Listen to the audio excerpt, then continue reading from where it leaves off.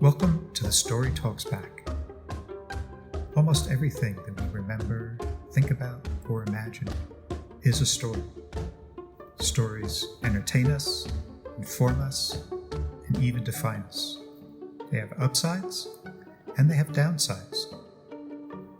This podcast explores the power of story in every aspect of our lives. I'm Dave Stanton. Thank you for joining us.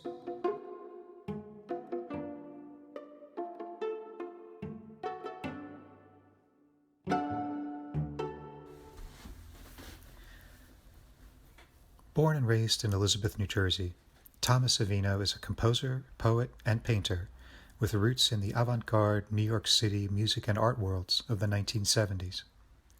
While others were standing in line outside Studio 54, Avino was haunting the tiny clubs and lofts where Eugene Chadbourne, Arto Lindsay, Christian Marclay, and others were playing high-energy improvisational music, an idiom that has since been absorbed into strains of mainstream classical, rock, and jazz. Avino studied saxophone with the legendary John Zorn and composition with Philip Johnston of the Microscopic Septet. In 1999, he released a beautifully crafted CD, Heart of Hearts, which is now available on Bandcamp. More recently, he's been creating richly evocative story paintings on his Instagram account, A Cool Breeze on the Chain Gang. All right, Tom. Well, Yes. It's great to see you, and it's great to welcome you to the Story Talks Back. I appreciate your taking the time to speak to me. I appreciate the opportunity to do this. I'm thrilled and honored. And after 42 years, we finally get a chance to have an extended conversation. It's great. Have a long conversation, right? Yeah. Thank you so much, man. Yes, my pleasure. That's funny. Yeah, so, I guess I thought we would start at the beginning. Sure. And just talk a little about your childhood, and just thinking about some of the stories that you remember from your growing up in Elizabeth, New Jersey, and what that was like. Yeah, well, okay. My house was kind of like growing up in the Raging Bull movie. Working class Italian American family. Father was a truck driver, mother was a secretary. Very dense, very volatile, loud, dramatic, atmosphere most of the time. Sorry to say, a pretty abusive father, not abusive physically, but psychologically, like really undermining my self-confidence and self-esteem.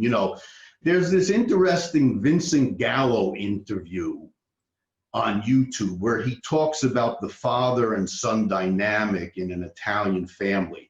Not every Italian family. I mean, I'm sure there's millions of wonderful father and son relationships, but in Gallo's family, and certainly in mine, he talks about how the best an Italian son could ever do is be half of what the father was, So you will always be this little guy dwarfed by this incredible presence, and no matter what you do, you will never achieve what he's achieved, and you're reminded of that at every turn, So did you feel like you weren't supposed to achieve? Just that, you were kind of like just a meaningless little guy, you know what I mean? It was really something. But the good spin on this that I wanted to mention to you, even with that kind of father, my mother had these 4 older sisters when I was growing up, and they were alive for well into my adult life. And they were these strong, maternal, nurturing women figures, women who would make you something to eat at any hour of the day or night. You know, they would sew me these elaborate Halloween costumes. It was like having four grandmothers. Even when my kids were growing up and they were older women living in Florida, we'd send them like the cover of a VCR, like Jafar or something, you know. And in a week, this package would come back with a costume, with a turban, with a ruby, and a cape, you know. And so they were these really strong, like I said, nurturing, loving women figures, you know, that really gave me a lot of support in spite of the whole father thing. And interestingly enough, like, to this day, like, I feel a real kinship with like women artists, you know, like not the sense of I'm consistently, not in a contrived way, consistently, very intuitively, I always get attracted to the art of like women, you know.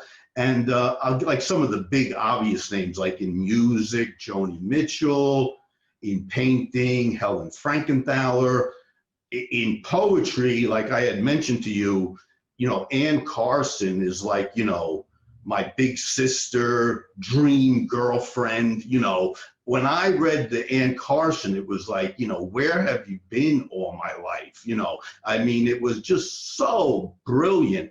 But so this kind of, I guess what some people would call like a yin energy, you know, this female receptive type of energy, you know, is, and there's a lot of lesser names, you know, to this very day, but yeah, consistently this real kinship with women artists, you know. And I don't know, man, when they get it right, they're tough to beat. You know, they really are, you know? Yeah, yeah. So, I mean, were any of those people in your childhood creative? Were they expressing No, anything creative? not at all. No. I mean, the only thing that I could say about those women that were creative is they were amazing, like seamstresses, you know. Mm. You know, they would make their daughter's own wedding gowns. I mean, you know, crazy stuff like that with little sequences, thousands of sequences, you know. But as far as the fine arts, or, you know, they would watch Lawrence Welk, or, you know, but I mean, that was about it. Yeah, no big artistic thing, you know. It was funny that in my interview with David Harrington, he mentions watching Lawrence Welk, and Oh the yeah, fact that yeah. the violinist on that show inspired him. That's right. He said that. I didn't remember the violinist. And they would watch the Ed Sullivan show, which would totally depress me because it was Sunday night before school, you know, the next day. And that Ed Sullivan show gave me such remorse. It was unbelievable. Whenever that thing was on, it was terrible. I couldn't stand it, you know. What didn't you like about it? I think I just associated with having to go to school in the morning and the weekend being over because it was a Sunday night show, you know? Crazy, man. School was not your thing, huh?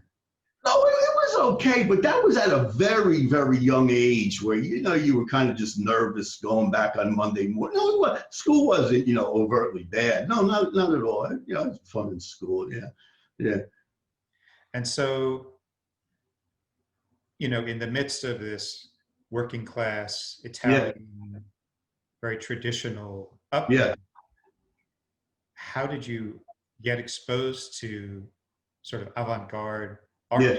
You know, how would you possibly even know that it existed? Well, I think, you know, now this brings up a point that you could probably say more about than me. You know, when I was about 16 years old, I read the John Cage Silence book. Mhm. And so you did you interview him, or Yeah.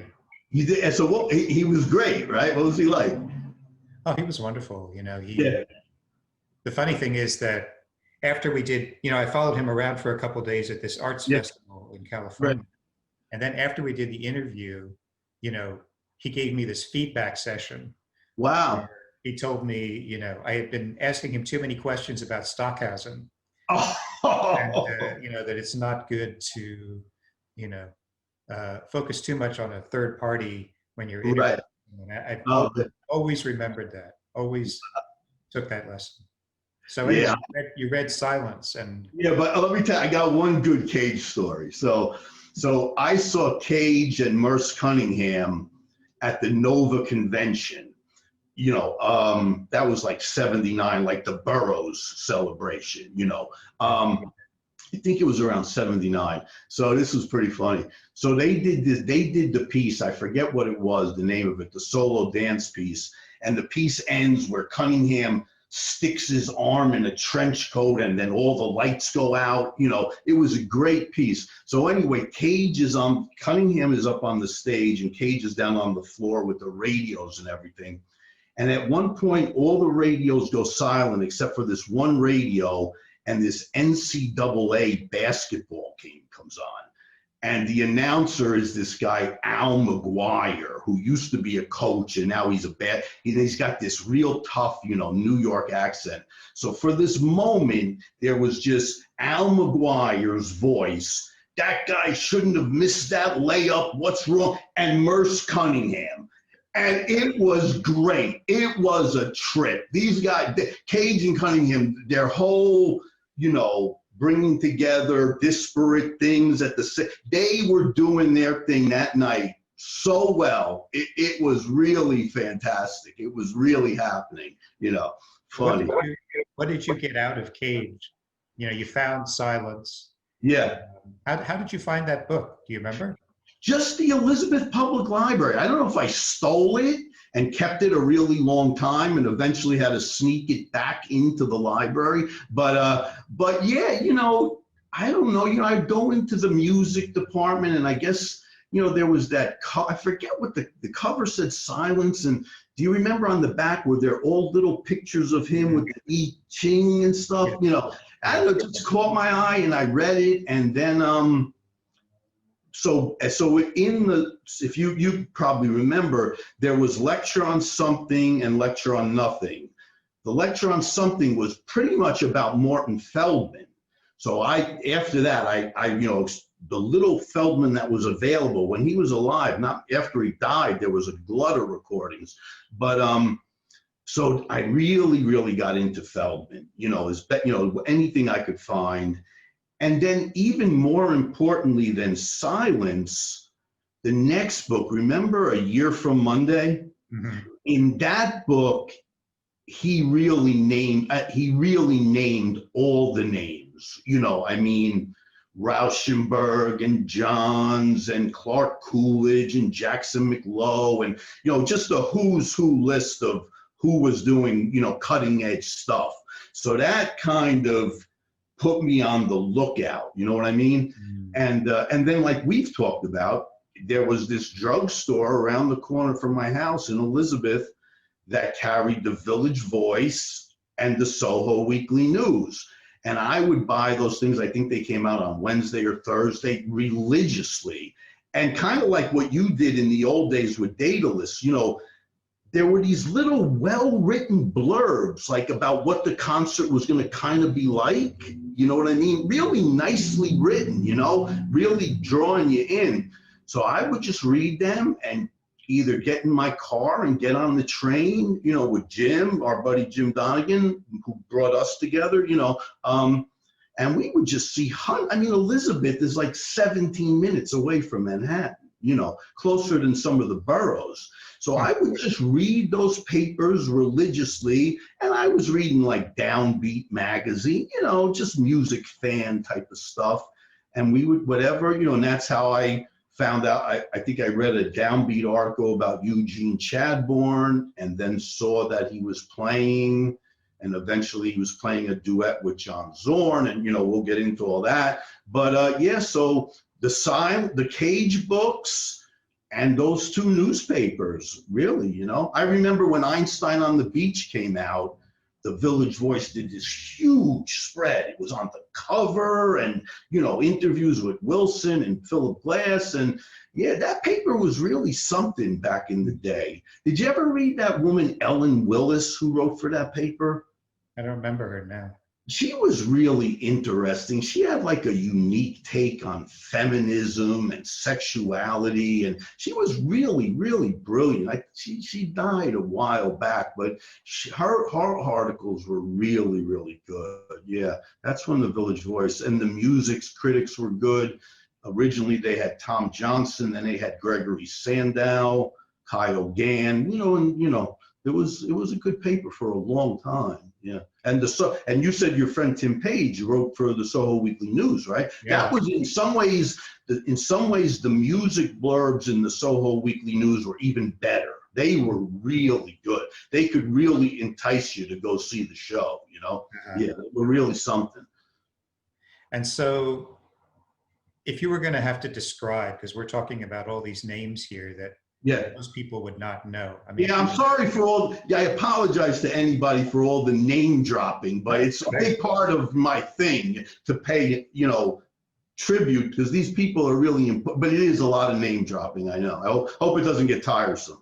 No, it's great. But I guess, is there any way that you could sort of describe the aesthetic that all of this represented? Because it's all, the music is not traditional. It's not melodic necessarily. And the painting is obviously going against the grain of traditional painting. So is there any way you could describe? Well, I think, Well, I think, the thing about Zorn and Chadbourne and all those guys is, the one thing I came away with initially, the initial impression was like the scope of their love of the arts. You know what I mean? It was a deep, deep background, and they were referencing all that stuff to get to the point where they were at. You know what I mean? Mm-hmm. So that really came across how much everybody knows about Zorn's enormous record collection and everything, but these guys had a deep, deep, deep, deep love of music. And, Chadbourne, he was referencing like Derek Bailey and all that English music improvisation company with Jamie Muir and Everett Parker. But at the same time, he'd break into like King of the Road or something, Roger Miller, country and Western tunes, and Zorn, of course, came from a very classical background. He was writing classical music since he was a little kid. And then, like you said, then his thing was really the avant-garde, the European avant-garde, Stockhausen and Xenakis and Kagel and Berio and Cage and Feldman, the giant figures, that was his real area of expertise. So there's definitely a thread, though, I think, in terms of resisting formality, resisting, writing things down or planning things, like a lot of it is, sort of inspirational, spontaneous. Yes. So it's kind of resisting the Carnegie Hall. Yes. And ironically, then these guys end up 40 years later at Carnegie Hall. Right. Yeah. But they were, I could tell you stories. The typical suffering for your art. These guys had no money.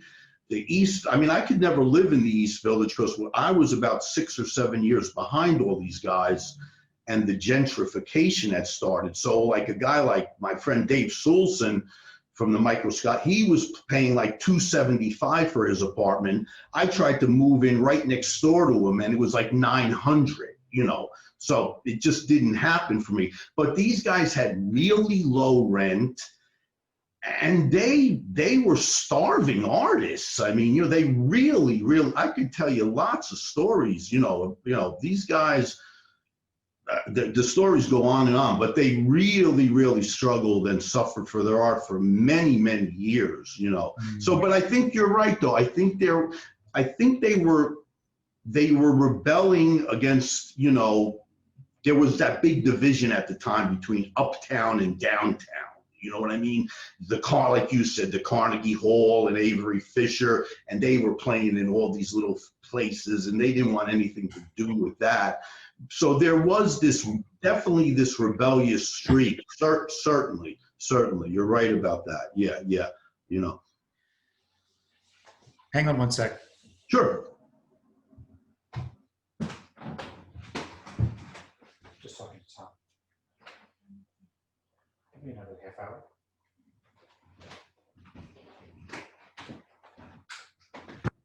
I don't know. Does that answer the question, Dave, or kind of? Yeah. Or? Yeah. So, I mean, ultimately, you wound up taking lessons with Zorn. Yes. Yes. Saxophonist primarily. Yeah. Well, I took saxophone. I'll tell you about it. Yeah, but go ahead. I'll let you Yeah. finish. Yeah. Just tell me how that happened.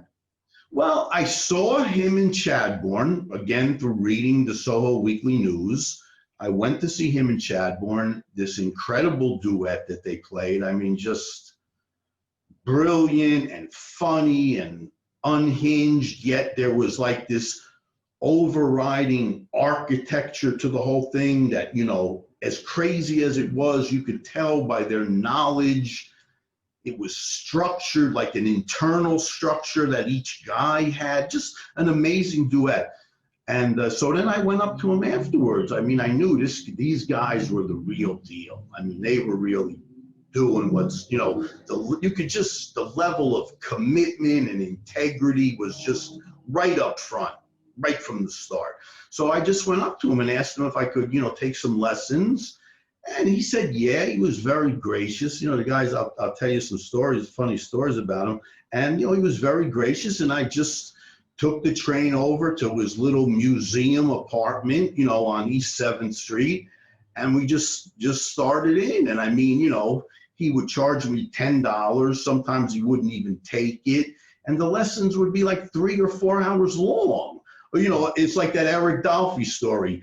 I'd give him the $10 and I'd come back next week and it'd be on the same place on the shelf where I left it, and just talking for hours and hours and hours. And yeah, really, really amazing. I'll tell you some more anecdotes that I think you'll really like, So how long did you actually study with him?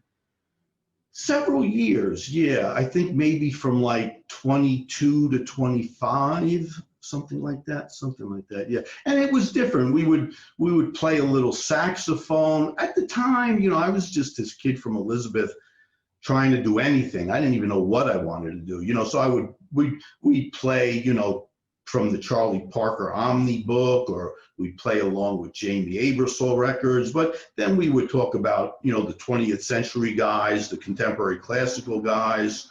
I would show them poems, everything, just, trying to get into the whole artist, type of life, Yeah. But I'll tell you, do you want me to tell you a couple things about John? Hang on one second. Sure. Love, is everything okay? Yeah, no, they have a live at 1.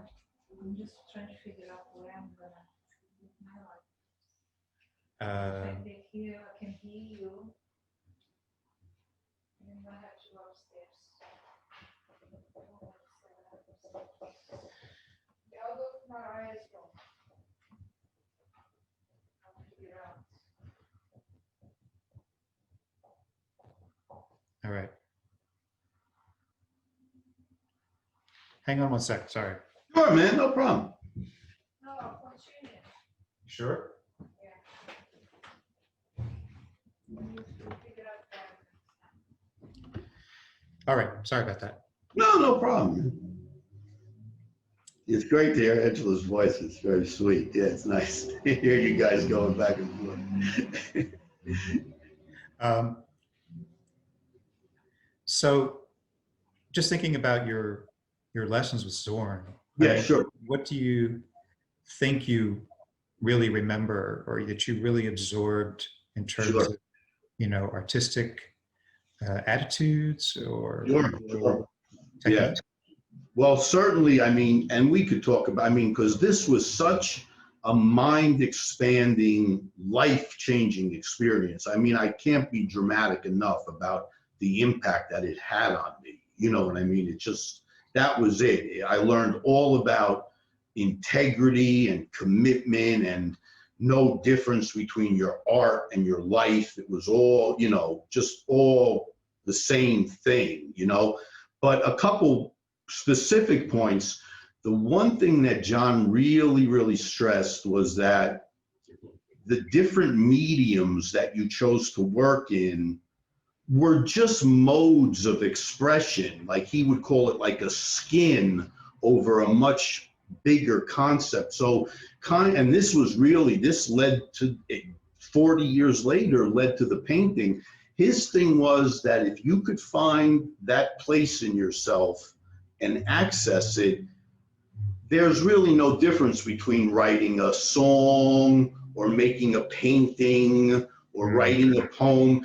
You know, some people might say, well, I'm better at other things, but yes, but even still, if you really can come to that place where these things come from, you can find the necessary techniques to move into these other areas. You know, I mean, a lot of people say it, of course, at this point, everybody says it, but at the time, he was the first guy I heard say it, that, you know, yeah, it's all the same thing, really. It really is, you know.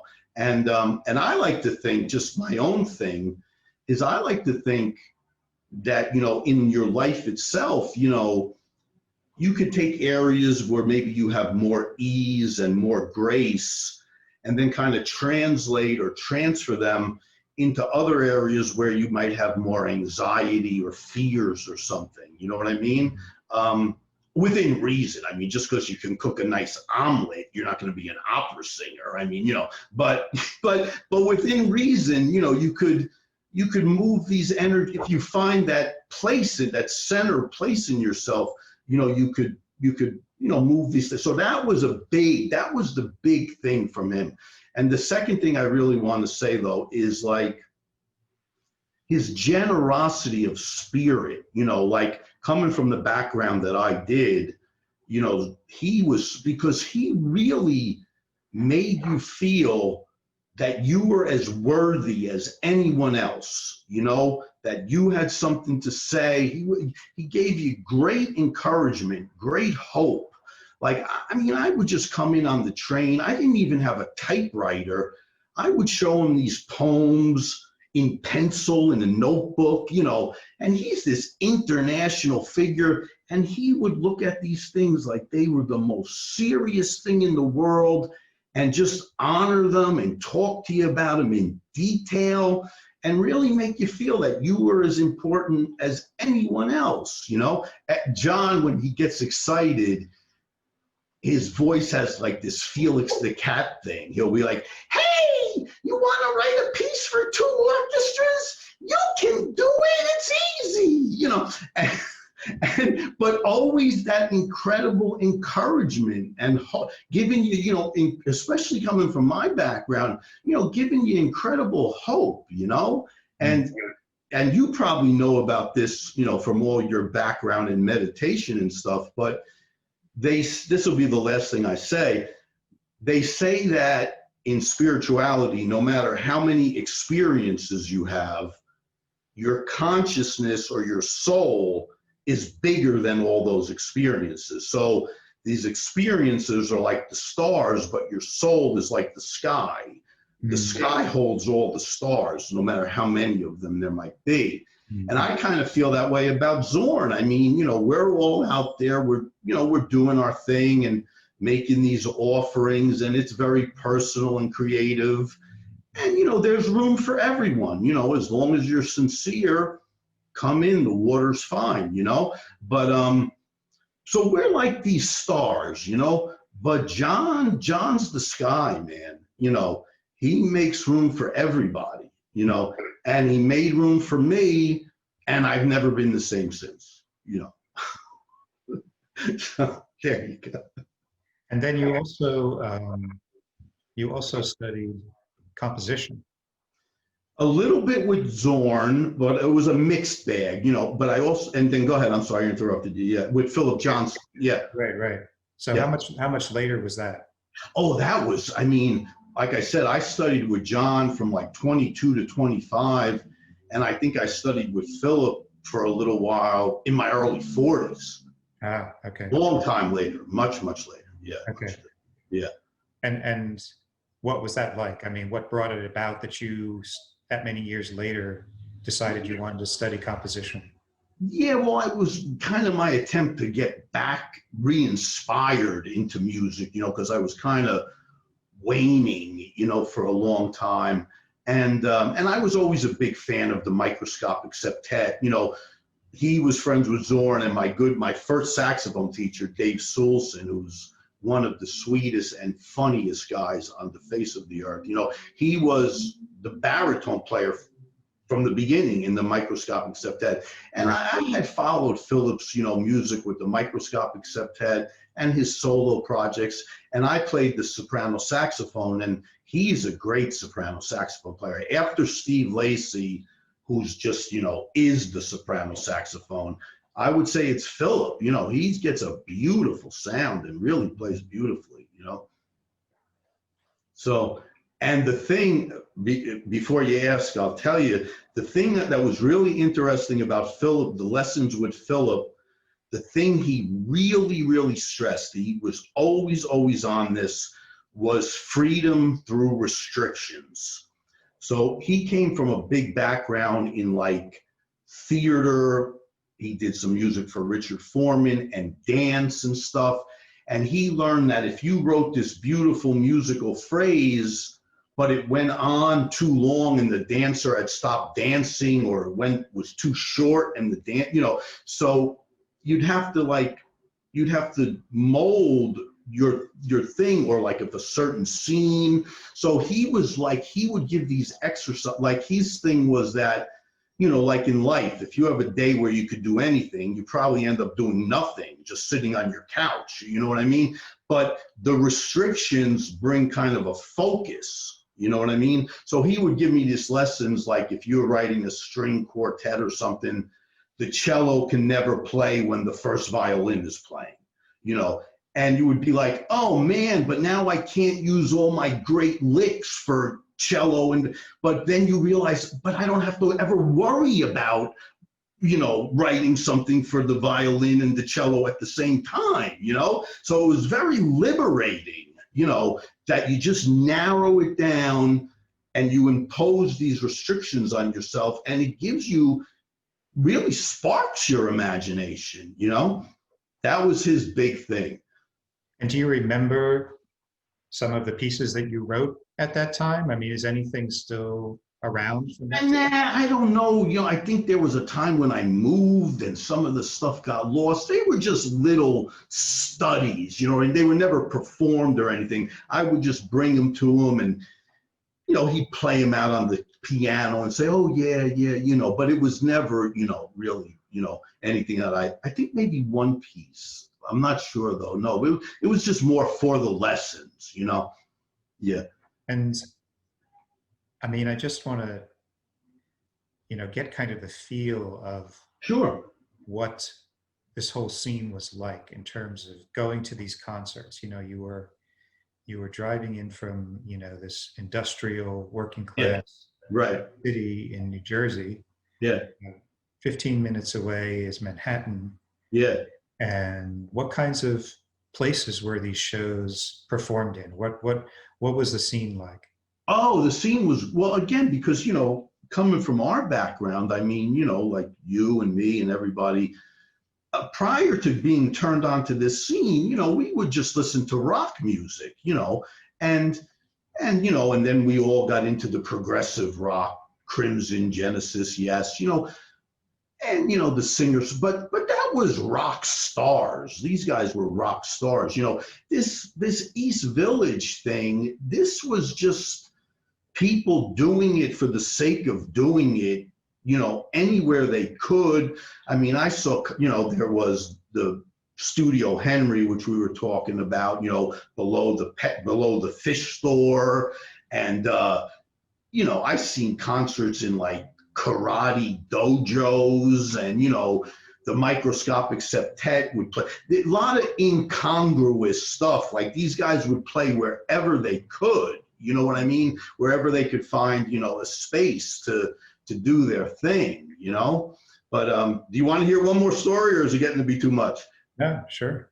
So anyway, I saw Frank Lowe, just the idea of this incongruous nature of the venues versus the music. So Frank Lowe is one of the most important post-Coltrane tenor saxophonists in the history of the music, a giant tenor saxophonist. He played with Alice Coltrane, you know, but not a household name. Mm. So this is a funny story. I think it's funny. So I saw Frank once on Halloween at Danceteria, which was this big 3-floor, I don't know if you remember, 3-floor, very trendy. One floor was the lounge. The other floor was for all the dancing. Then the third floor was, so anyway, so this band that Frank was in is at Danceteria. Makes no sense that they were there, you know. But so it's Halloween and the place is packed. And this band comes out, and it was at the time, like Ornette Coleman's primetime band was very, very big. So there was this whole like dissonant kind of like funk thing going on at the time in the 80s, you know. You probably remember Primetime and James Blood Ulmer, like this very dissonant, chunka chunka, you know, type of thing. So this band comes out, just ridiculous. This band comes out and they're all in costumes. And Frank is dressed as Dracula. And as Dracula, he proceeds to blow the fucking roof off the place. Everything you could do on a tenor saxophone and more, the entire history of the instrument in one evening dressed as Dracula. I mean, it was unbelievable, unbelievable. Yeah, and the people, there's just all these trendy kids around, and it's just like, what? You know, and, you know, and, but this on a more serious note, because this has a lot to do with the scene. So like Frank, you know, Frank and like Billy Bang and Butch Morris and Henry Threadgill, guys who were really moving the music forward. These guys were all intense Vietnam veterans. Mm-hmm. And I mean, and they saw some heavy shit. I mean, Butch Morris was a medic. Billy Bang saw incredible levels of combat. He has that really great record that everybody should check out, Vietnam and its Aftermath. I think it's on like Soul Note or something. I'm not sure what it's on. And there's a passage in the John Coltrane biography, Chasing the Train, where Frank Lowe says, when I was in Vietnam, John Coltrane's music gave me life, which is very important because death was really close by, all at every turn, you know. So these guys, they were brave, heroic guys, you know, on the East Village scene, and they made brave, heroic music. You know, they really did. And you know, they banded together and they took the hill, man. I mean, these guys were fearless musicians, you know? So, yeah, they were great.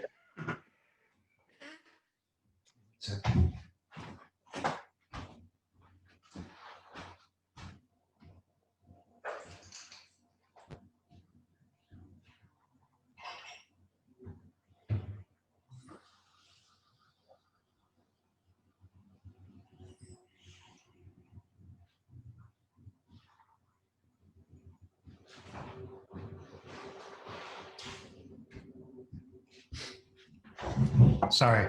Hey, Dave, may I just say one more thing about the scene that I think is really important? Sure.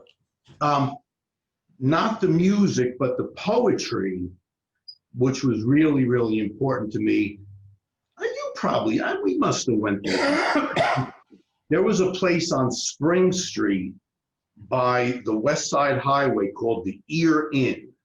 And a legendary Irish bar. It was like 100 years old. The boats used to pull up to it for drinks. And they punched the sign out, the bulbs that said bar, so that it looked like ear, you know. And the language poets, if anybody's familiar with the language poets, the New York chapter of the language poets would read every Saturday at this Ear Inn. And you had just this Irish bar with great food and Guinness on tap. And you had these men and women. I mean, these people were really smart. I mean, they were doing in writing, they were kind of like the children of Gertrude Stein. I mean, they were doing cutting edge, really pushing it, you know. And you know, they went on to, university positions and everything. But I mean, they were really brilliant, men and women. And every Saturday in this Irish bar, they would do these readings that were just incredible. He's kind of like, he came before the language poets, but I saw Clark Coolidge at the Ear Inn, and an amazing place, amazing place. One time, all the poets got caught in the rain and their socks were drying on the radiators while they were reading, So it was a great, great thing. So in 1999, you put out a CD. Yeah, a long time ago, yeah. Heart of Hearts. Right. And there's 3 pieces on there. I'm wondering how those evolved from your studies with Zorn and Johnston, and where that kind of falls in terms of your interests and your development.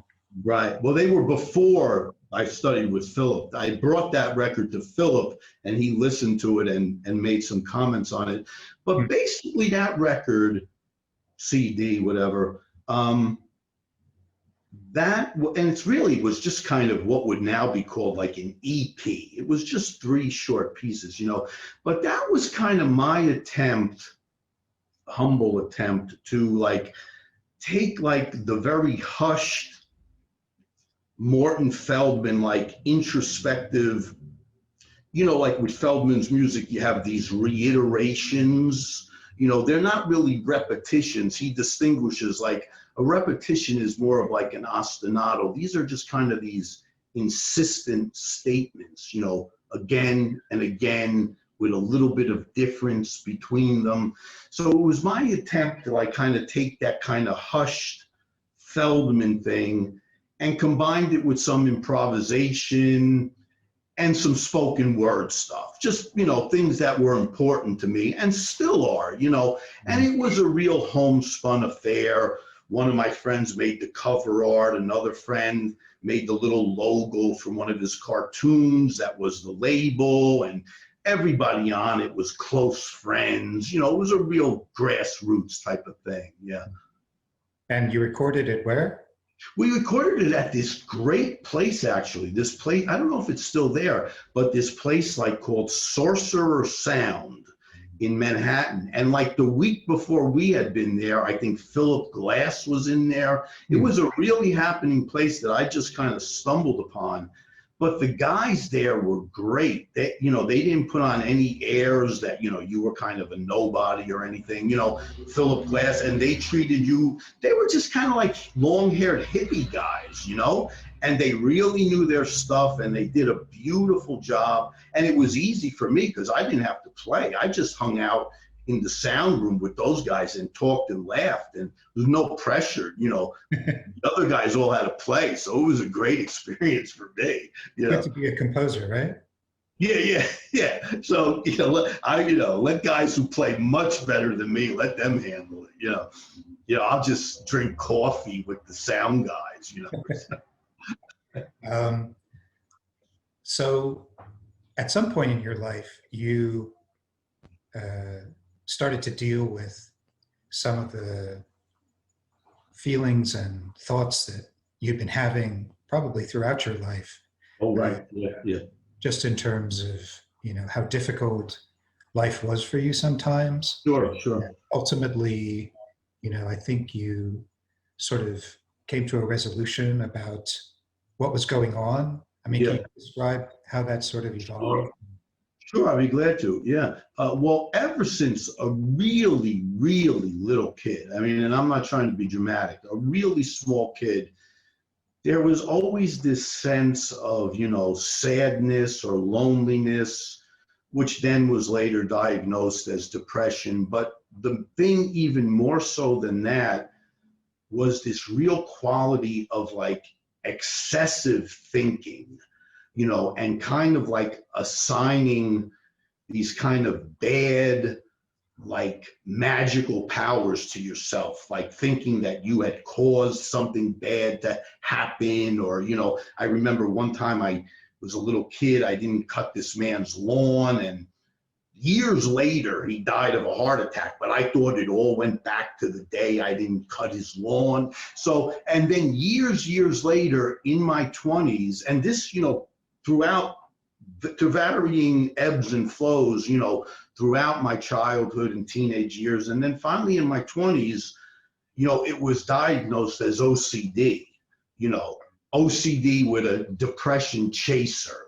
So we had, we had both things going, so then I really, I just thought it was me being weird, I never had given a diagnosis or anything. And I went to this one guy, this homeopathic guy, and I don't know, yeah, you got LCD, it was just so matter of fact, I never knew, and so then I really began addressing it with, different modalities, Western psychiatry and medicine and, alternative stuff. Even now to this day, I'm seeing this really wonderful acupuncturist, Chinese herbalist to just still open up, some of these self-restricting, self-sabotaging aspects, of myself, so it's a lifelong thing, and again, let me just say, not only was it very difficult for me, but there were passages that were very difficult for my family. I mean, my wife at the time, really put her through the mill, and she was very kind and understanding, but yeah, that OCD can, the line between reality and fiction, it's kind of like the toxic version of imagination, you know what I mean? Where it like goes, instead of like making a piece of art, the nightmare just goes in, and it's horrible, it's really horrible. Yeah. And once you had a name Yeah. for it, Yeah. and there's a story associated with that name. Yeah. How did that change your view of yourself or what you were doing? Well, it made me realize that, and we haven't talked about all the Eastern mysticism and the Gurdjieff stuff and everything. That's maybe for another time. But everybody in this day and age, has anxiety and depression. It's just in this like 2020 or whatever, and we all to some degree undermine ourselves, and, self-sabotage. But for me, it became a really glaring example that, like they say, what's that saying?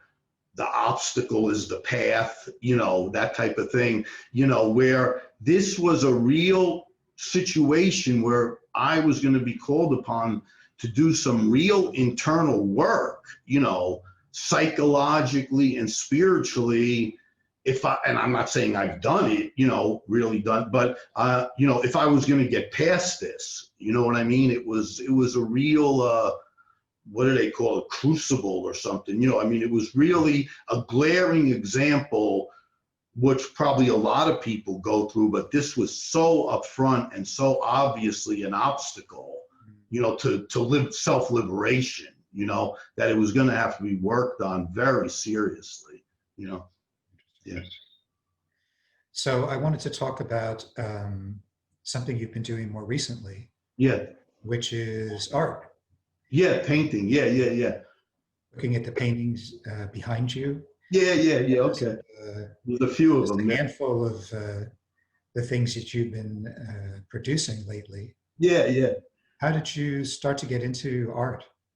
Well, again, that goes back to the Zorn thing about, transferring or translating the energy into different mediums. But, I had small amounts of success with the music and the poetry, but also a lot of frustration, and I was always, for years and years, a big fan of painting. I always loved it. And so then one day on April 24th, 2019, I guess that's about 17 months ago, I decided I was going to start, and it's interesting, the painter Eric Fischl, I don't know if you know him, he's one of the living masters. I mean, this guy is such a great painter. It's just unbelievable. And he started painting around his college years. And he said when he started painting, he noticed two things right off the bat. He said he noticed, one, that he could really concentrate, and two, that he felt totally integrated when he was doing it. And he said, no matter whether I was any good or not, I knew I would do it for the rest of my life, you know. And that's kind of what it's been for me. I mean, it's a very holistic experience, you know what I mean? And I mean, I guess for other people, the other arts never were more of a struggle, you know. But this is really, I don't know. It's no mystery why they have like art therapy in hospitals and institutions and stuff. Because I mean, I recommend that anybody try it, you know. Don't even worry, just make some marks. I mean, you know, you wouldn't believe like the biofeedback you get from it. You know what I mean? It's really a wonderful thing, you know? And I just kept, one painting just led to the next and the next and the next. And it was just such a happy activity, you know? Yeah. Hang on one second. Sure.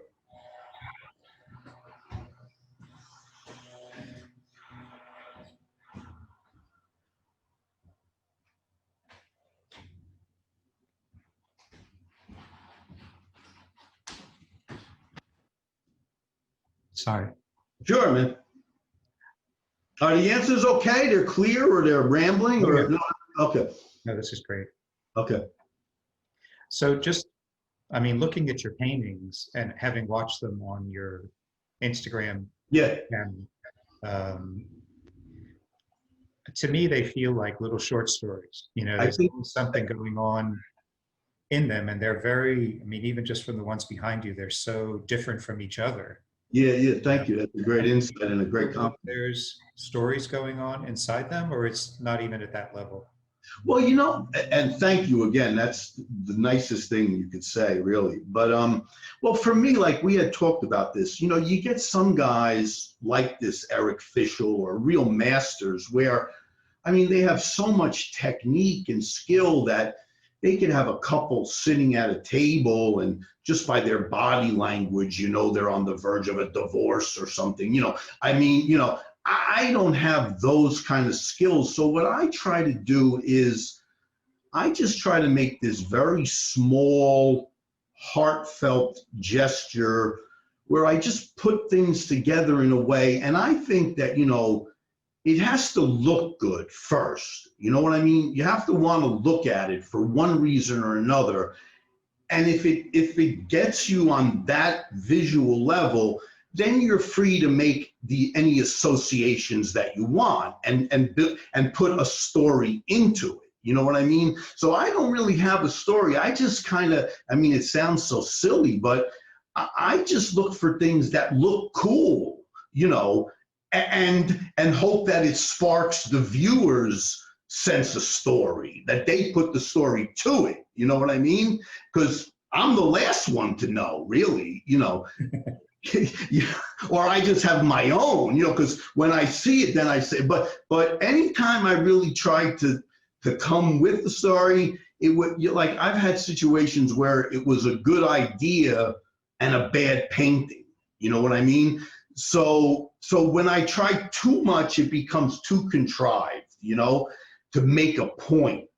But if I just put things together that look kind of cool, then the story kind of takes care of itself in the mind of the viewer, you know? And that really is an insight that would work across any number of mediums, right? I think so, yeah. With music, it's sound and, you know, whatever. Yeah, just whatever the medium is, you got to get that initial thing has to address to look at it, to hear it. And then, you know, and then you can go from there, you know. But if you have to piece it all together first, the work is usually a failure, you know. So, I mean, just looking ahead for you, what would you like to see how would you like your story to go from here? What do you hope for creatively, or what would you say Yeah. is your goals, if any? Just, again, I don't want to get carried away, but I mean, yeah, the typical stuff. Maybe have a show here or there, or what's happening on the Instagram. And I'm certainly grateful to you for this opportunity. Just meet other interesting artists. Maybe someday meet Ann Carson or something. I don't know. Just that kind of thing. The typical thing you would expect. Get a little bit of recognition, maybe meet a couple of your heroes, just that type of thing, really. And nothing that like anybody else would want, yeah, I'm not above that, certainly.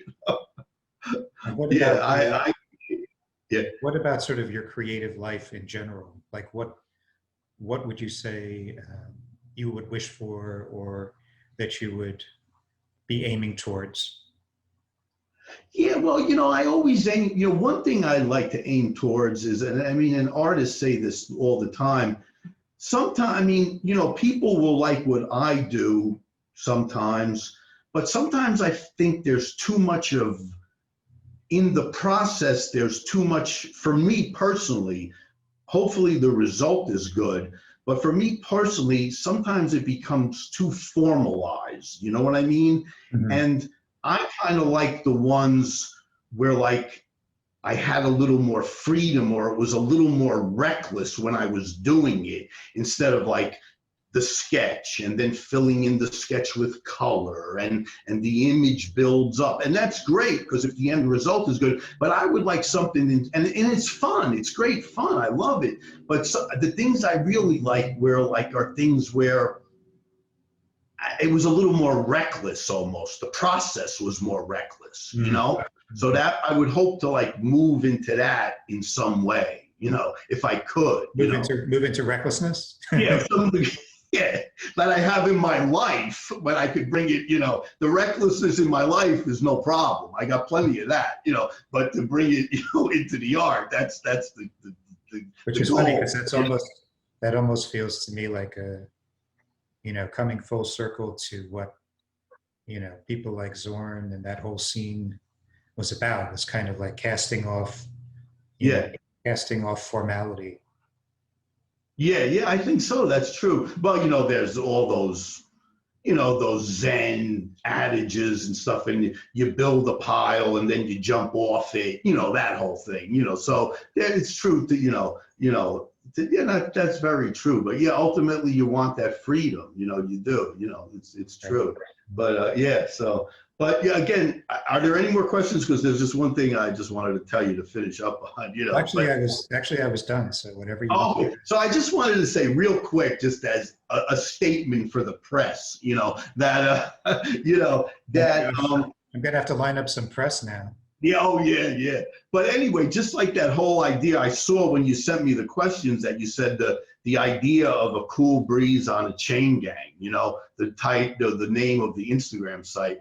And I was thinking, I don't know, I should really change that because it's so unzen, it's like just presupposing you're miserable and you're waiting for some relief, but that's kind of the way I feel a lot of the time, and, but I think really on a serious note, I think the arts, as and a lot of people know, can really, give us that sense of purpose or the sense of hope, and, really enrich our lives, and be that cool breeze, in the midst of a lot of existential issues, or, whatever. And I know, like the painter Julian Schnabel, I heard him say once that a work of art should really, in its essence, should be a peace offering. It should be a type of peace offering. Mm. For that little bit of time that you're with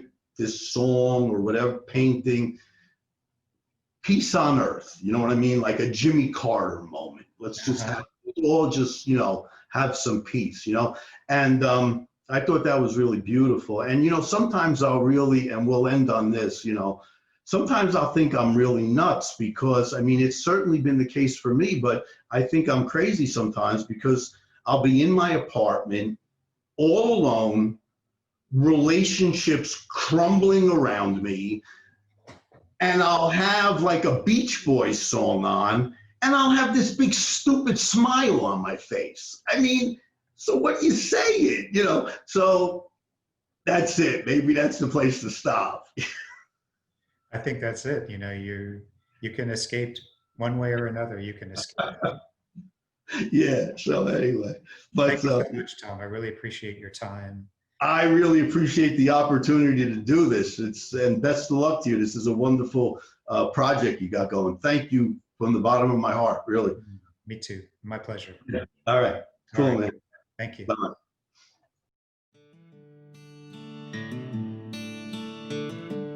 The Story Talks Back is produced and hosted by Dave Stanton. The music you're hearing now was written and performed by Christopher Daydream. The theme music at the beginning of our show is an excerpt from Play by Merlin Twelfhoven, performed by Kronos Quartet as part of their 50 for the Future series. Please subscribe to The Story Talks Back on Podbean and check us out on Instagram. See you next time.